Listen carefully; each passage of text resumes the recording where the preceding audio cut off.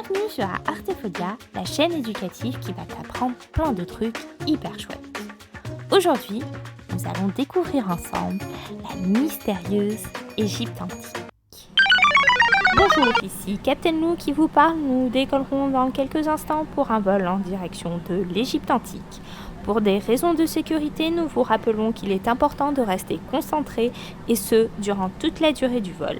Des turbulences sont à prévoir qui correspondent à des questions. De mauvaises réponses sont susceptibles de vous faire débarquer de l'avion. Veillez donc à bien vous concentrer.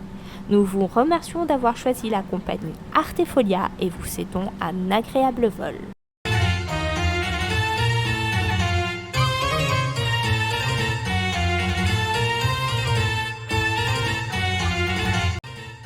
Il était une fois, il y a plus de 3000 ans avant Jésus-Christ, en Égypte antique, est née l'une des plus grandes et des plus puissantes civilisations, la civilisation égyptienne. C'est la plus ancienne civilisation qui existe encore aujourd'hui. L'Égypte était dirigée par un roi, ou plutôt un pharaon. C'est comme cela qu'étaient appelés les rois égyptiens, des pharaons. Le premier pharaon d'Égypte est Narmer. C'est lui qui fonda la dynastie pharaonienne, où il y a régné pendant 60 ans. C'est durant son règne que débuta la réunification de la Haute et de la Basse Égypte. Mais il faudra attendre l'arrivée du pharaon Ménès pour que l'Égypte du Nord et l'Égypte du Sud soient totalement rassemblées en un seul et même pays. Ménès est donc le premier pharaon à gouverner sur toute l'Égypte. Un immense territoire pour un seul homme. Mais dis-moi, sais-tu où se situe l'Égypte? En Asie ou en Afrique?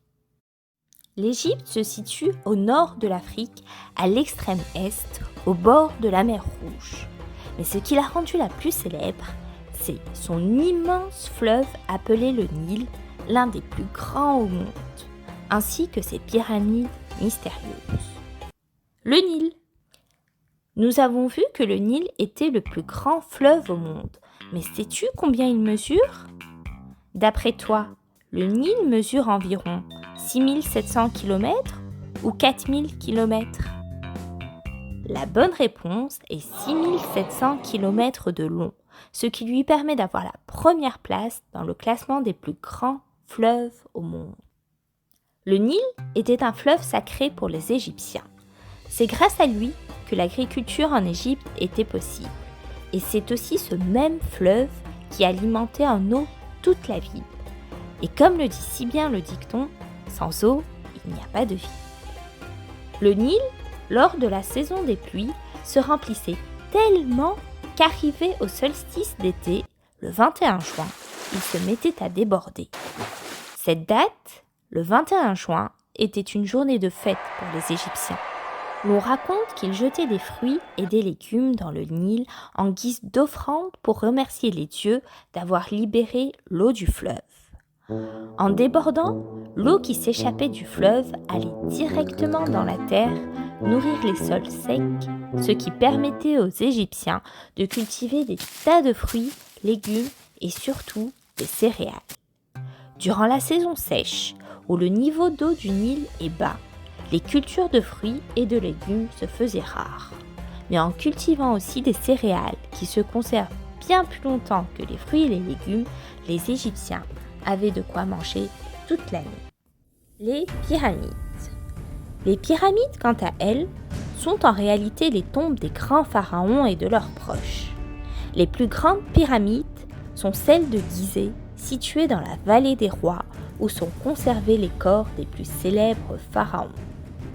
Les pyramides sont un véritable mystère architectural. Elles ont été construites avec d'immenses blocs de pierre pesant plus de 200 tonnes. Mais comment des hommes qui n'avaient que très peu d'outils ont pu construire un tel édifice? On ne le sait pas vraiment. Cela reste l'un des mystères de l'histoire. Peut-être qu'un jour tu pourras élucider ce mystère? Entre-temps, les pyramides restent à ce jour très visitées par les touristes. Mais pourquoi visite-t-on des tombes? Ah mais ce n'est pas n'importe quelle tombe. Il y a des passages secrets, des hiéroglyphes sur les murs et surtout, on y trouve les fameuses momies. Mais dis-moi, sais-tu ce qu'est une momie ? Eh bien, figure-toi qu'une momie, c'est le corps d'un très puissant pharaon conservé grâce à des techniques ancestrales d'embaumement à base de plantes. Ces plantes conserveront parfaitement le corps des pharaons pour l'éternité. Mais pourquoi doit-on conserver le corps du pharaon intact ? À l'époque, les Égyptiens croyaient en une vie après la mort et pensaient que si l'on abîmait le corps dans cette vie, il serait ressuscité avec un corps abîmé. Alors, il ne fallait surtout pas s'amuser à casser une jambe à un pharaon. Si les momies t'intéressent, tu peux en apprendre beaucoup plus dans notre cahier d'activités sur l'Égypte ancienne que tu peux retrouver sur notre site artefolia.fr. Revenons à notre Égypte antique. Sais-tu que les Égyptiens avaient inventé l'écriture ?